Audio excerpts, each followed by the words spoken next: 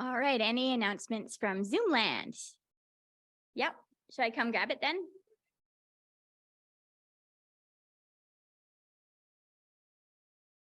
I'm sorry, I'm not clear. Do you need me to come and read an announcement, or are we going to pull Rebecca up? Oh, awesome, great, I'll sit down.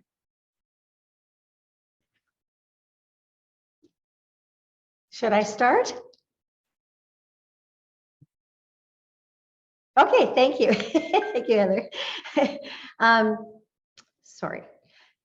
Do you launch into each new year renewed and inspired?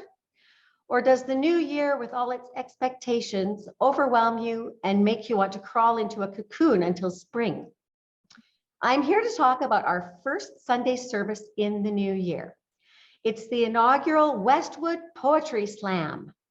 On January 8th, you're invited to share a piece of poetry or short prose that expresses your feelings about the new year.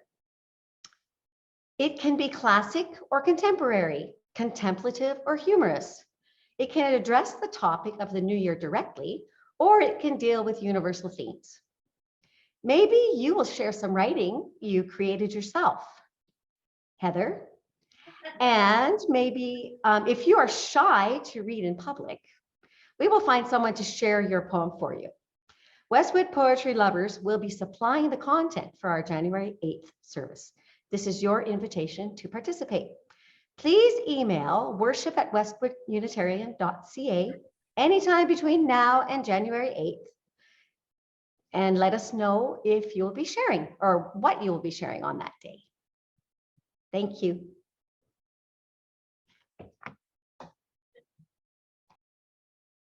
Thanks, Rebecca. I only feel a tiny bit called out. Are there any other announcements, either in person or online? Awesome. Let's fold in for Carrie.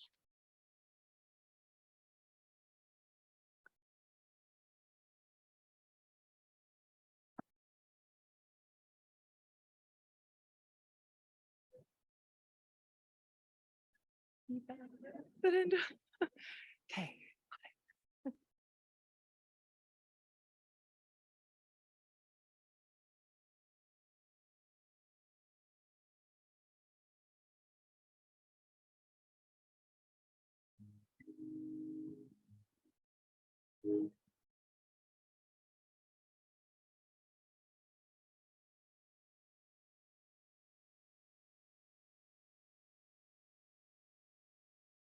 It's there, it's everywhere. Like the quiet whisper of a distant prayer. Close your eyes, you'll feel it in the air. And on and on and on it goes. Forever, as far as anyone knows. Just like a river runs and the wind blows. It's in you. In me too. It's all that you are and all that I am. It's love, love, love. Love, love, love.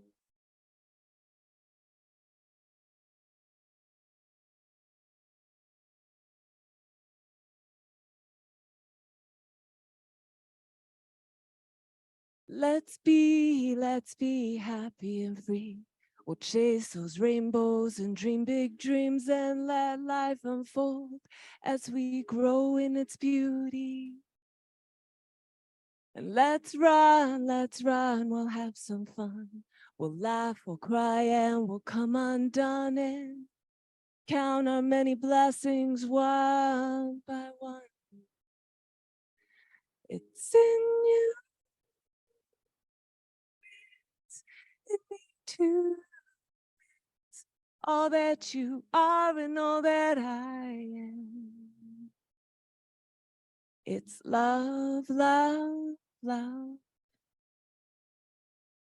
Love, love, love. Love, love, love.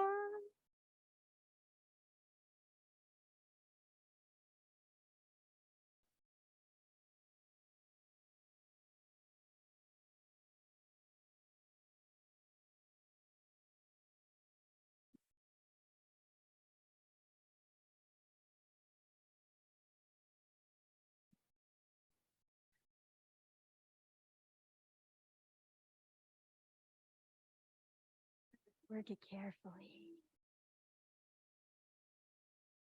Musical microphone. Okay. At the beginning of a Westwood service, whether in person or online, we pause to affirm that the land where we gather has borne witness to thousands of years of Indigenous history, culture, and spirituality, and continues to do so today. Westwood Building resides in Amaskachee-Waskahagan, the Cree name for Edmonton meaning Beaver Hills, and is located on Treaty 6. It is the traditional home of diverse Indigenous peoples, including Cree, Blackfoot, Métis, Nakota Sioux, and many others. For those online this morning, if you're not from Treaty 6, I invite you to type into the chat where you're from. Before our settlers' ancestors arrived, there were people here, diverse nations of people who built complex societies, civilizations, and cultures over the span of many, many generations. As treaty people, we are partners in the stewardship of the land we all rely on. We are responsible for the impact of our choices, responsible to our ancestors who came before us, and responsible to future generations. In the spirit of reconciliation and decolonization, I light one of our candles of concern and celebration candles as an expression of solidarity with Indigenous peoples in their fight for self-determination.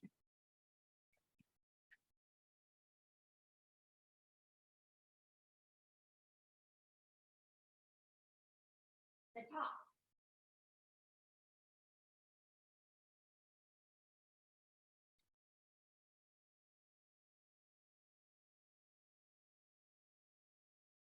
Thank you. And good morning, everyone. Welcome to Westwood Unitarian, a Unitarian Universalist congregation supporting each other in our own spiritual journeys, drawing on the wisdom of many religions and guided by shared principles.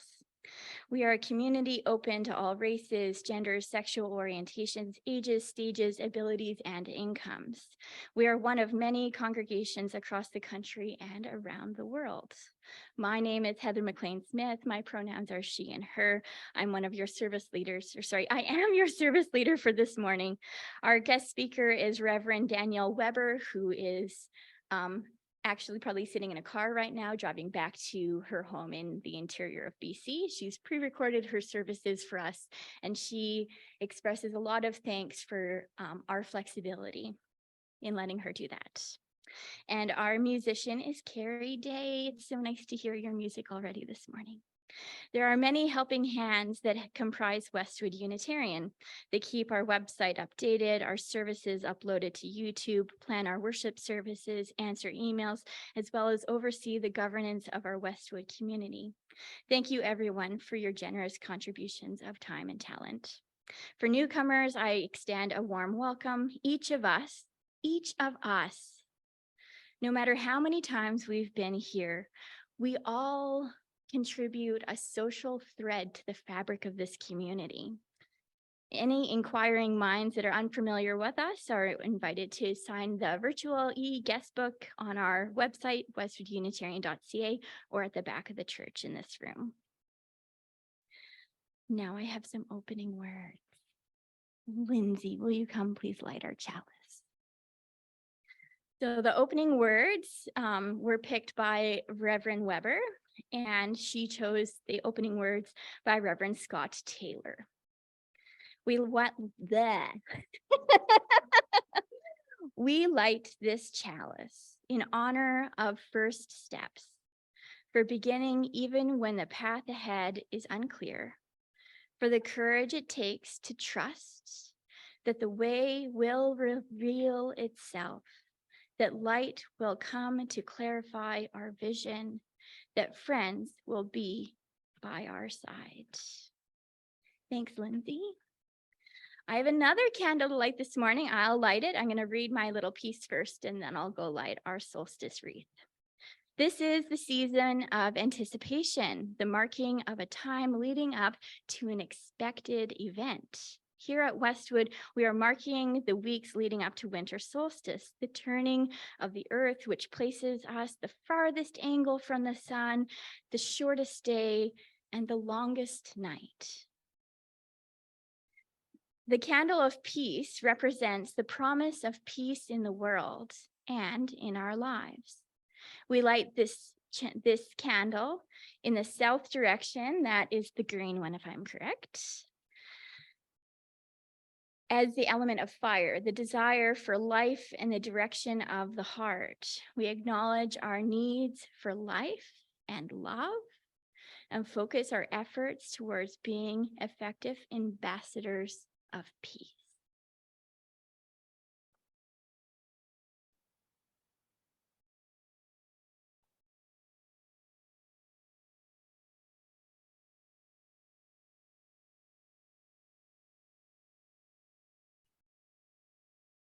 All right, let's sing. It's hymn number 349. It's funny to announce the hymns, even though we don't have hymn books anymore. I'm so used to trudging along my old hymn book. I still write it into the little script. Okay, number 349, the lyrics will be on the screen. Please don your masks, rise in body or in spirit. We gather together. And that's a great idea. Carrie, play it through once and we'll kick in after.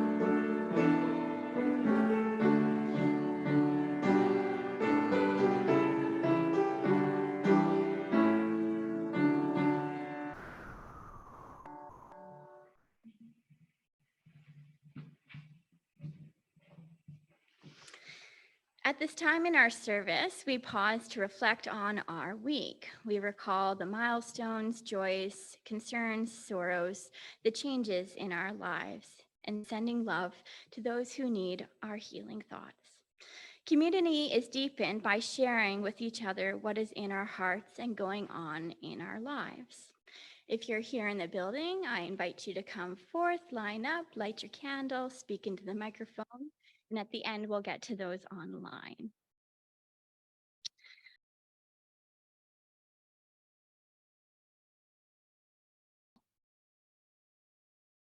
All right, I will light one last candle for all the joys and sorrows that remain in our heart but left unspoken. Please join us in our affirmation. And I'll give you a minute to pull up the slide. May the light of the candle inspire us to use our power to heal and not define, not to hinder, to serve the spirit of truth, loving affection, and trusting hope. I think we sing next. Do we sing next? Let's see. Kind of. It's time for our offertory. So each week during our Sunday service, we take a moment to acknowledge the gifts that we all bring to this and receive from our community. And I want to highlight the fact that over the pandemic, we have managed to keep all of our musicians employed. So we paid people like Carrie Day to come and play for us. And we have managed, and this is no small feat. This is no small feat that we've managed to keep paying our musicians, even for the 2 years that we were online. And now that we're back in the building. And I'm so proud of us that we've been able to do that. All right, now we can sing. And Carrie, do you want to play it through once and then we'll sing with you? Okay, yeah. So Carrie will sing our offertory once, play it through once, and then we'll join her.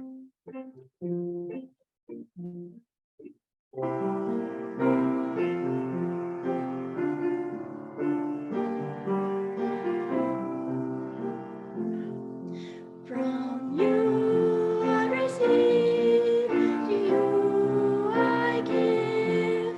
Together we share, and from this we live. From you I receive, you I give. Together we share, and from this we live.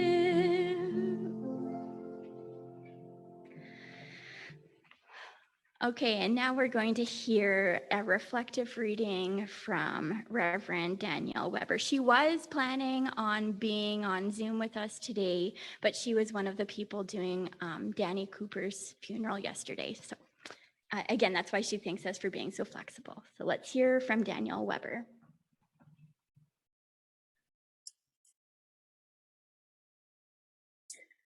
Good morning, Westwood Unitarians. Thank you so much for inviting me into your sanctuary and participating in worship this morning. I want to start this morning offering a reflective reading from Parker Palmer entitled From a Hidden Wholeness. There was a time when farmers on the Great Plains, at the first sign of a blizzard, would run a rope from the back door of their house out to the barn. They all knew stories of people who had wandered off and been frozen to death, having lost sight of home in a whiteout while still in their own backyards. Today, we live in a blizzard of another sort. It swirls around us as economic injustice, ecological ruin, physical and spiritual violence, and their inevitable outcome, war. It swirls within us as fear and frenzy, greed and deceit, and indifference to the suffering of others. We all know stories of people who have wandered off into this madness and been separated from their own souls, losing their moral bearings and even their mortal lives. The lost ones come from every walk of life: clergy and corporate executives, politicians and people on the street, celebrities and school children. Some of us fear that we or those we love will become lost in the storm. Some of us are lost at this moment and are trying to find our way home. Some are lost without knowing it. And some are using the blizzard as cover while cynically exploiting its chaos for private gain. My own experience of the blizzard, which includes getting lost in it more times than I like to admit, tells me that the soul's order can never be destroyed. It may be obscured by the whiteout. We may forget or deny that its guidance is close at hand. And yet, we are still in the soul's backyard, with chance after chance to regain our bearings. Thank you, Danielle. Our next hymn is number 6, Just as Long as I Have Breath. Please read on your mask, rise in body or in spirit. Carrie, do you want to play it through once and then that seems easier. Okay, great.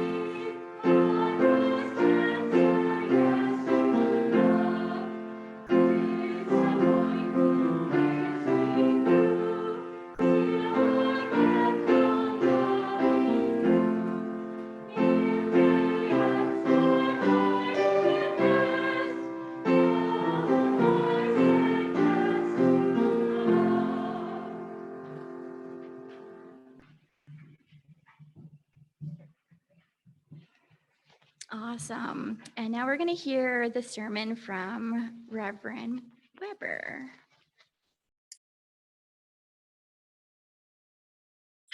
There have been quite the blizzards in and around the world these days, with COVID-19 still making the rounds, and now new respiratory viruses added to the mix. The escalating costs of inflation within grocery stores, on the housing market, and interest rates more than doubling last year's numbers. The white supremacy and misogyny that is finally having light shone on it has revealed another serial killer in Winnipeg after the remains of 4 First Nations women have been found in local landfills. In times like these, we look to our lifelines to help us find our way, to help us traverse the difficult journey that are present in our lives today. In the storms that life can throw at us, in the storms of life, we seek to reconnect, to reach out, and to grab hold of something steady. One of my lifelines is Unitarian Universalism, my faith.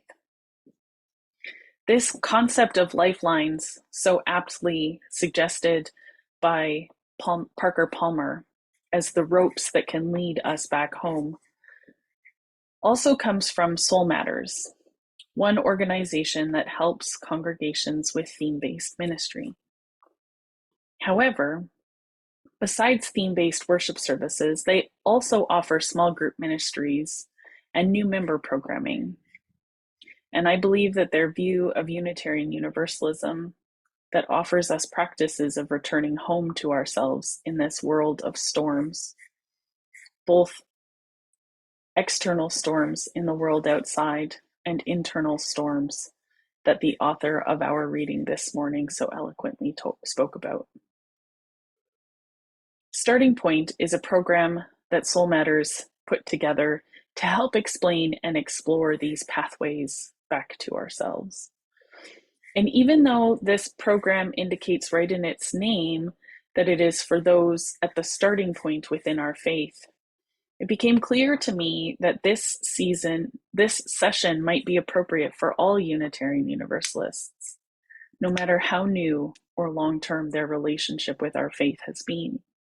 This program helps people realize what it means to be a spiritual individual belonging to a community of people that are covenanted to explore a free and responsible search for truth and meaning.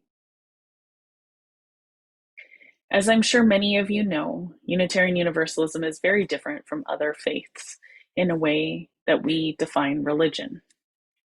While many faiths, many religious traditions would identify religion as a belief in God or the afterlife, Unitarian Universalists look at the Latin roots of the word religion in order to define it. The Latin roots would be re and ligio. Re means to again or back, and ligio means ligament or link. So religion, meaning tying back together or reconnecting the link. And this is where we find our understanding of religion, in a reconnection to that which brings human wholeness. Instead of focusing on beliefs, we focus on the things that reconnect us to our full humanity, the pathways that we can bring, that can bring us back during the blizzarding storms, the pathways that reconnect us when the storms of life blow us away from our truths. The Starting Point curriculum focuses on 3 practices that they believe to be within Unitarian Universalism. 3 practices that can help pull us back, help lead us to our true selves, help reconnect us to our wholeness. These 3 practices are: 1, the practice of listening to our deepest self; 2, the practice of opening up to life's gifts; and 3, the practice of serving needs greater than our own. In the storm of life, as we travel the road through blizzards, it is these practices, these 3 lifelines, or ropes in the backyard, that attempt to reconnect us to the wholeness of being human. A recognition of the disconnection from our deepest self, a disconnection from the giftedness of life, and a disconnection from the need greater than our own. Not only is Unitarian Universalism offering 3 practices towards reconnecting to the wholeness of being a human being, but it also is showing us the ability to re-engage with our spiritual work by reconnecting, listening, opening, and serving. Ours is a faith of relationships and practices, relationships with the self, with life, with the needs of other people, and practices of deepening, opening, and serving. But what does this mean? I believe that this is where our idea of a compass comes into play. We are on a journey of life, and we have tried to determine how we want to move through life, which has brought us to Unitarian Universalism. Or perhaps we've had the opportunity to grow up UU. And now that we are here, we are given insight and suggestions, tools and ideas about how to reconnect with our wholeness, how to reconnect with the idea of being human, how to reconnect to life, and to that which is greater than ourselves. But unlike many of the other world religions, we have not been given a map. We've not been told what to do and what to not do, how to pray, how to practice, how to think, and how to plan for the future. We've been given a compass to use on this journey. Now, perhaps I'm speaking too much in metaphor, so let me try to be a bit clearer. Religion is a process by which we can reconnect with the wholeness, and dare I say, the holiness of what it means to be human. Because life right now on planet Earth, in the Western world, and in our own internal worlds, is chaos. Many religions tell you that if you do X, Y, Z, you will be able to escape this chaos. Buddhists state that you can follow the Eightfold Path. Christians say following the footsteps of Christ. Muslims have the 5 pillars of faith. Many indigenous traditions focus on living a life in harmony with the natural world. Unitarian Universalists say there is not one path, there are many pathways. And we have practices that can help you find your way.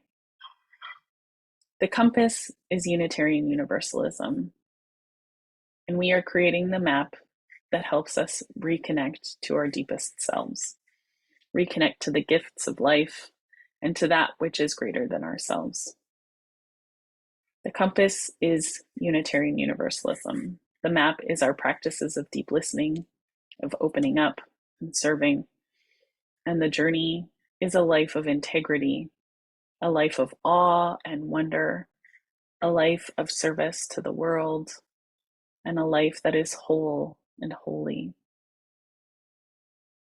My own journey has fit this model in many ways, but it has fallen short in a few dimensions.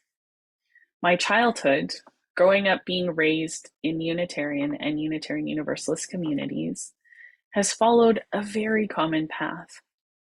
Religious education was storytelling, didactic, and arts and crafts.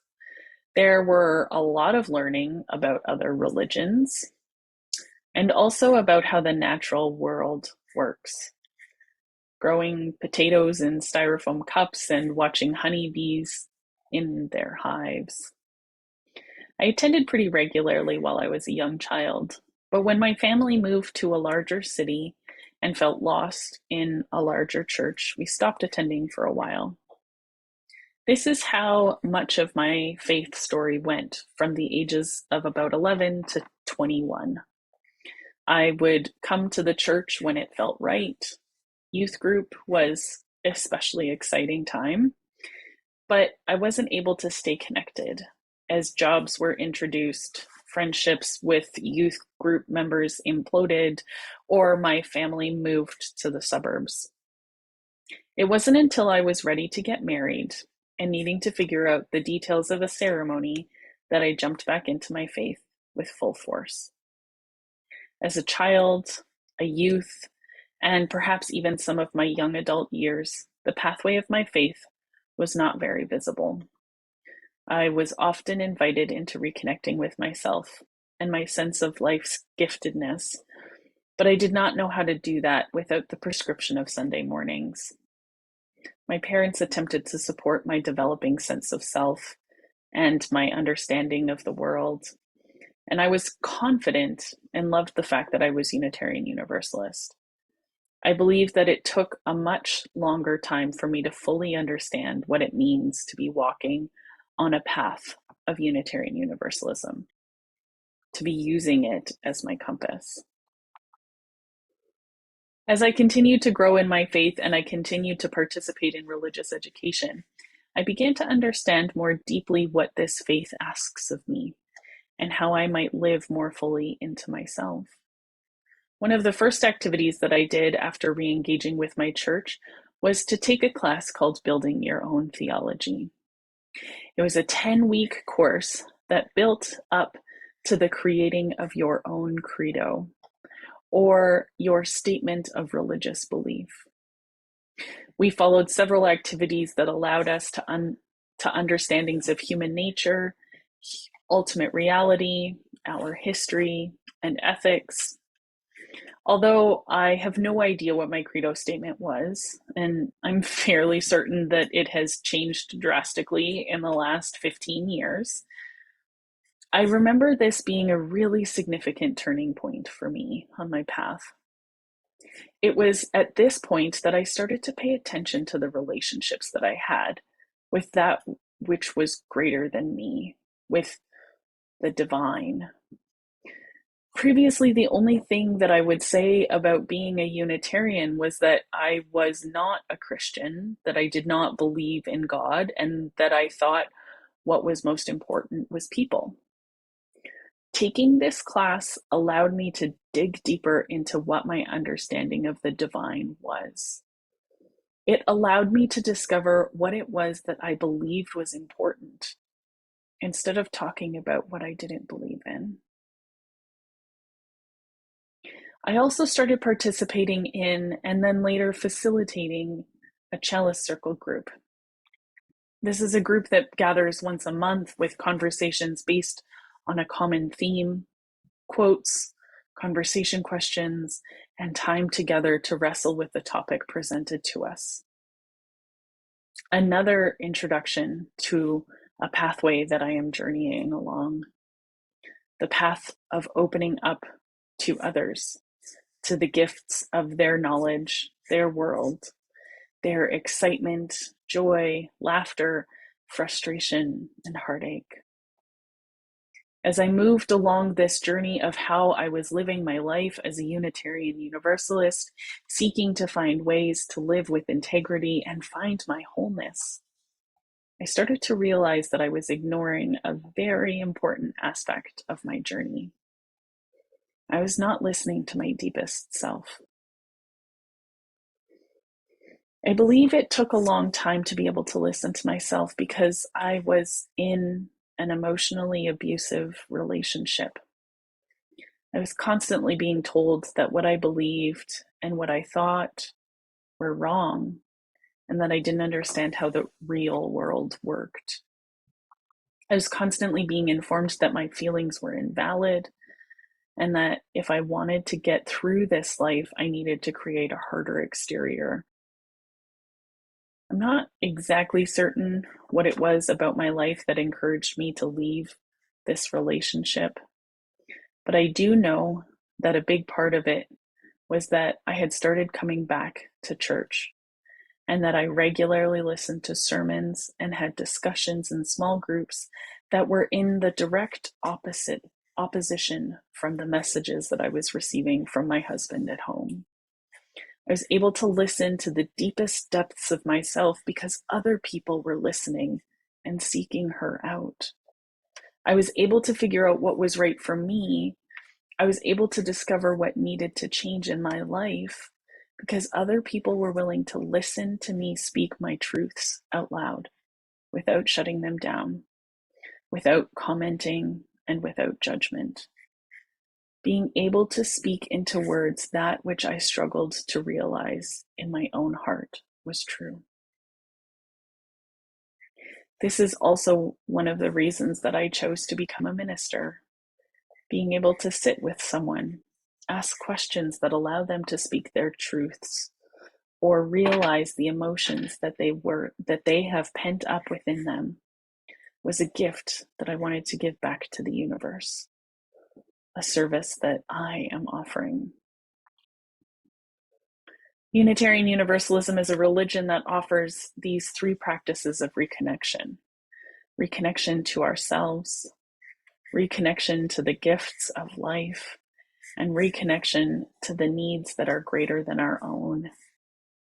An opportunity to reconnect as the blizzard of our world continues to blow around us, the storm of life that overtakes our ability to see what matters the most. For me, small group ministry has been the most important pathway in my life for reconnecting to the wholeness of my humanity, to connect with others, to listen to them, and to have them listen to me, to create a practice that allows us to find our humanity. Unitarian Universalism is a challenging community to be part of. We are a community that offers you a compass, but requires of you to identify your own true north and to find your own map. Create a life of integrity, a life where you hold the worth and dignity of all human beings up, a life where you recognize the interconnected web of which we are all a part. And yet, all you are given is a compass to identify what this means. But it is in our stories, in our sharing, in our hearing each other, and in our opening up to the gifts that one another bring. It is in recognizing that we are journeying with others and part of something that is more than we will ever be, that we get the material to build our map, that we figure out how and why we are on this journey, that we get to figure out our own story. Thank you. Oh, okay. Let's sing again. Hymn number 6, Just as Long as I Have Breath. We already sang that one. Whoop. Okay, it's the next one, which is Love Will Guide Us. Thank you. I'm glad somebody's paying attention. Love Will Guide Us, hymn number 131. I think Carrie likes to play it through once, then put your mask back on, rise in body or in spirit. Thank you.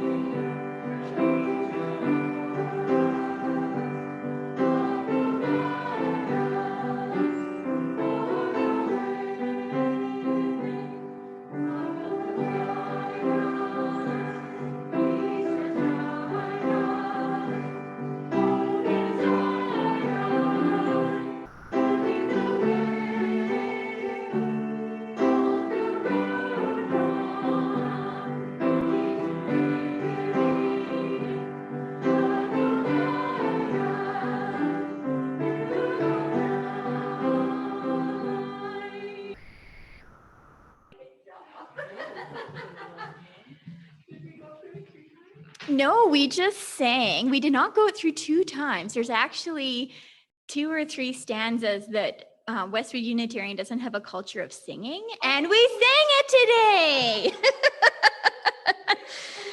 I was like, wow, I've sang this song 1,000 times, and I think I've sung the last 2 verses maybe 3 times in my life. Anyways, Thanks for rolling with the punches, especially for you, Carrie, because I think that caught you off guard too. Awesome. Okay, so we have some closing words, and it's from Danielle Webber. So we're going to listen to her, and I'm going to pinch out the candles while we listen to her closing words. Our closing words today come from the Reverend Deborah Hafner. It is our journey together. We are on a journey. We didn't plan it. We didn't have time for the bread to rise. We may find ourselves in the wilderness, hungry, thirsty, doubting that we should have ever come. But look around. We are not alone. It is our journey together, a journey to our better selves, a journey to a better world, a journey to a more promised land. Thank you so much for having me this afternoon. You gotta try to choose to see the brighter side of the dullest things, and know that even the darkest clouds still have got a silver lining. When you feel you've gone astray, the sun will come and light your way. You will be guided through the thick and thin, through all your losses, all your wins, through the black and white, through the light of the day and the dark of the night, through the golden hour where the sunlight falls just right.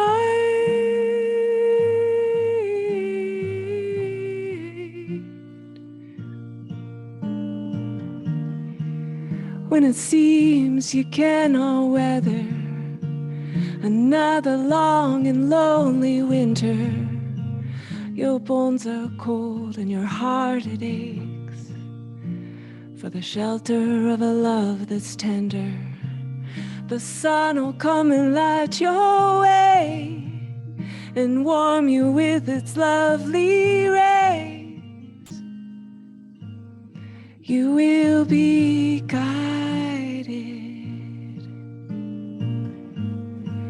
through the thick and thin, through all your losses, all your wins, through the black and white, through the light of the day and the dark of the night, through the golden hour where the sunlight falls just right.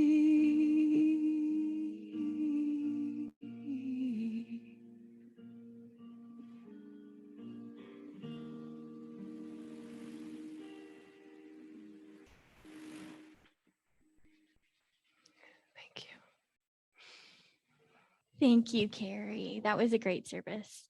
I believe there is a Right for Rights after the service today, and next week is our fairly annual carol sing led by Rebecca Anderson, and I think our musician is Jen as well. Awesome. I hope you guys have a good morning and stay warm out there. Thanks for coming.